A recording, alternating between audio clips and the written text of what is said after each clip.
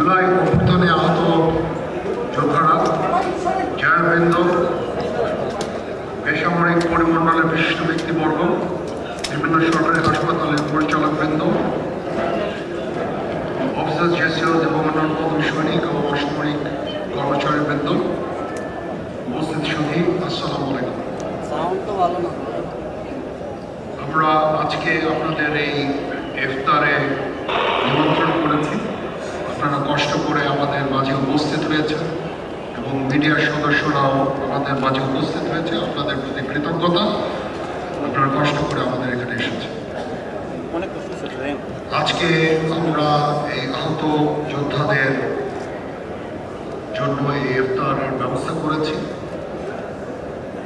এটার উদ্দেশ্য হচ্ছে সবাইকে মনে করিয়ে দেওয়া যে আমরা সবসময় তাদের পাশে থাকবো, তাদের সাথেই থাকবো। তাদের এখানে অনেকে আহত,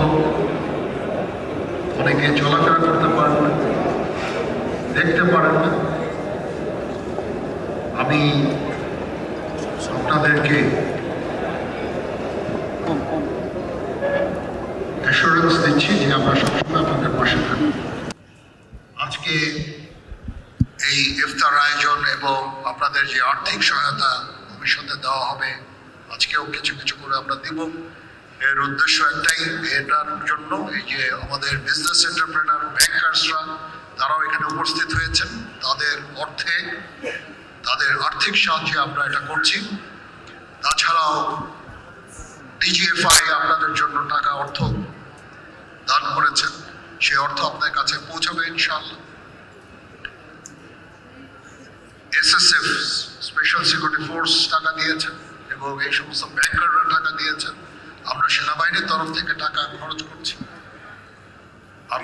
আমরা আজ পর্যন্ত 4200-র উপরে আহতদের চিকিৎসা আমরা দিয়েছি এবং দিয়ে যাচ্ছি।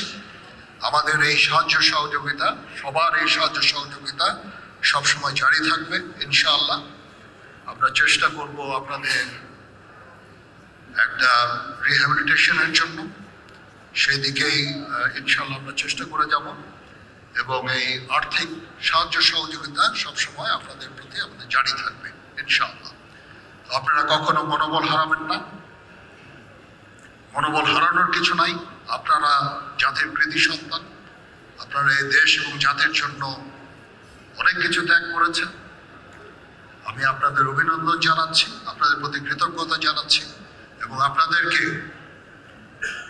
এই অ্যাসুরেন্স দিচ্ছি যে আমরা সবসময় আপনাদের পাশে থাকবো ইনশাআল্লাহ। সবাই ভালো থাকেন। এখন মোনাজাত হবে, মোনাজাতের পরে আমরা ইফতার করবো ইনশাআল্লাহ।